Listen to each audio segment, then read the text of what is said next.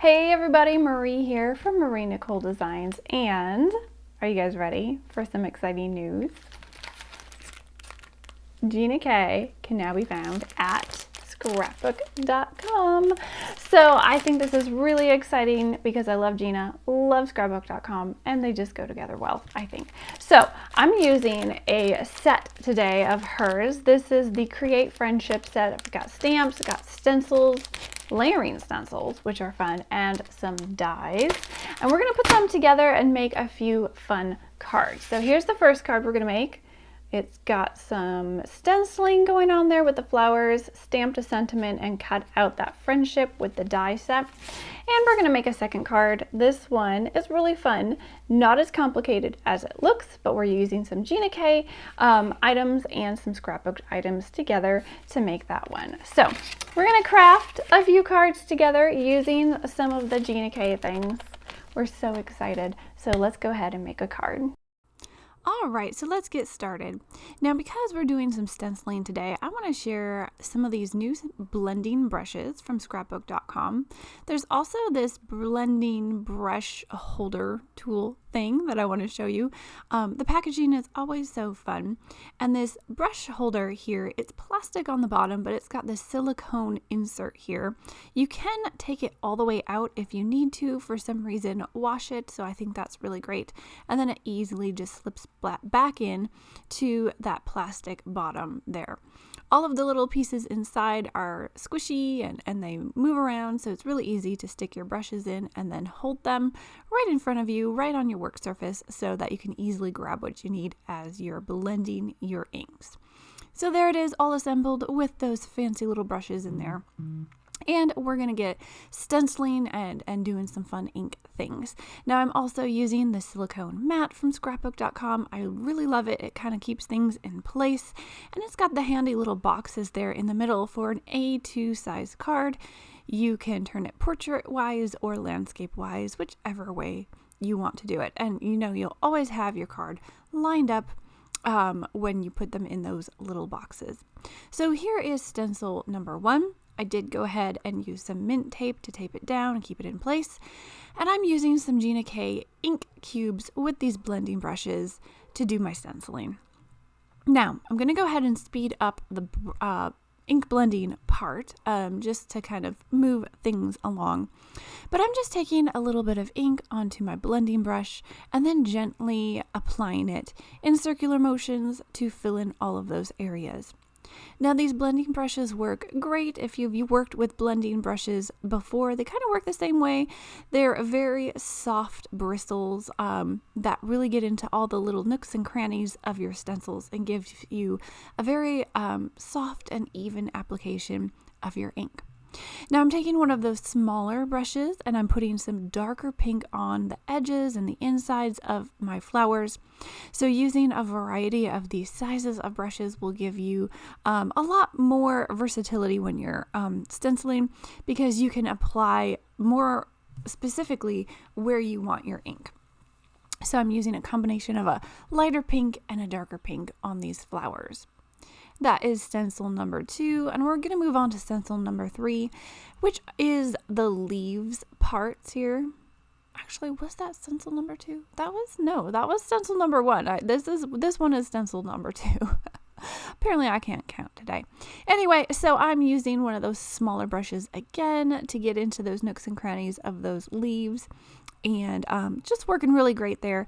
Now I'm just doing the flowers on this stencil set. There is also a really fun butterfly, and I did stencil a few butterflies and I stamped a few butterflies because there's some coordinating stamps in the stamp set. But for this card, I'm just using the flowers.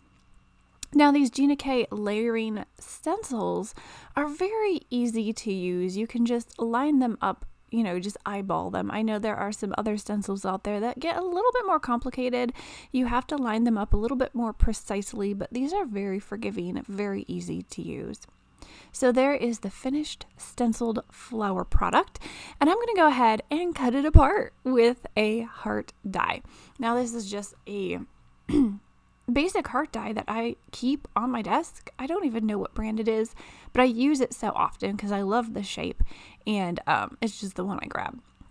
I went ahead and I cut that out, and I decided I do want to cut down this panel a little bit more so I can layer it on top of a card. So I'm using the Scrapbook.com nested rectangle dies to cut it a little bit smaller. And there it is. Here is my stenciled floral panel that I have cut all apart. And now we're going to put all the layers together. Now my idea is to stick it back inside of that heart that I cut out, but pop it up with some more foam adhesive so it's popping out of the card and it's going to look really cool. So I cut out another panel here that I'm going to layer on my card. This is sort of a shimmery goldish cardstock, but not like in your face gold. It's a little bit more mild, but it still has a shine to it, and I really love that. And I think it looks really good with the colors of the pink that we stenciled on earlier. So I'm cutting up a bunch of Scrapbook.com foam adhesive, and I'm using all the different sizes, the wide ones, the skinny ones. You can see there those little strips of foam adhesive from Scrapbook.com. I have all the different sizes, and I use all of them just to get into all the nooks and crannies of places where my foam adhesive needs to go. So now I'm using this little friendship sentiment that I cut out with the Gina K coordinating dies. I cut it twice, and I'm going to stack them up because we need more dimension. And I'm using my Scrapbook.com Artiste glue. This glue has been wonderful. I didn't even put the fine tip on it for this one, but it comes with a very fine tip that you can use for some of these very tiny die cuts, which is very helpful. But sometimes I get lazy and I don't want to change out that top, and so I find if you just kind of squeeze it very gently and touch it just to the back of your tiny die cuts, you can just get a tiny bit on that way as well. So it's really versatile, really easy to use, and I love it. So now I'm using some of my Gina K black ink, and I'm adding some more sentiment there to my friendship word, and I'm just stamping it all on that heart before I go ahead and apply the heart to my card. Now, like I said, I wanted to pop this up on some foam adhesive, but if I just put one layer, it would be the same layer as the layer beneath it, and that would make no sense. So I put a double layer of foam adhesive, and it's going to pop it up just a little bit more so that heart is popping out of the background with the sentiment on it. And that really finishes this card. I think it's so fun and pretty. Very easy to make if you just like cutting out lots of layers and using lots of foam and stenciling. So that is card number 1. And I want to show you how you can make a second card using this stamp die stencil set along with some more scrapbook items. Now here are some of those butterflies that I mentioned earlier. I stenciled a few, I stamped a few, and you really can't tell which is which. So it's just a matter of which way you prefer to make your butterflies. I wanted to make them look like monarchs, so that's why they're all orange and yellow and black. But here I'm showing you I cut out some strips. Now I used a die from Scrapbook.com that cuts out these uniform strips, all the same size, and they can be longer than this also. I just didn't need them to be longer. And I've taped 3 of them together. I taped them in groups of 3. And I've done this because it makes it easy for them to stay together as you weave these 2 groups of 3 together, and you can make sort of a lattice or a little weavy kind of embellishment for your card. And so I'm going to kind of put this down the front right here along the side. But the cool thing is, if you want to change this up, you can just change the different angles of how you're weaving these together and get different looks. You can get them sort of like this if you wanted to do that, but I'm just kind of keeping them more straight up and down with each other. I think it looks kind of like a garden lattice, and so that's what I'm going for here. I took some of those leaf stamps from the stamp set, stamped them on the background. They're going to go behind my little lattice here, and I'm taking some of those skinny strips of foam adhesive from Scrapbook.com, and I'm applying them to the back. They fit perfectly on the back of these strips, and it's almost like they planned that or something. I don't know.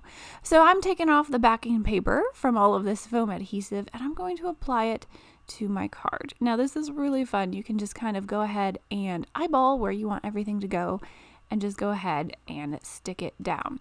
Now I left the tape on the ends of all of these little strips until I was done adhering it so they wouldn't shift or move around, but it's really easy to take off and easy to trim the excess off of the sides, and you have a card front that looks really cool, but it wasn't all that hard in the end.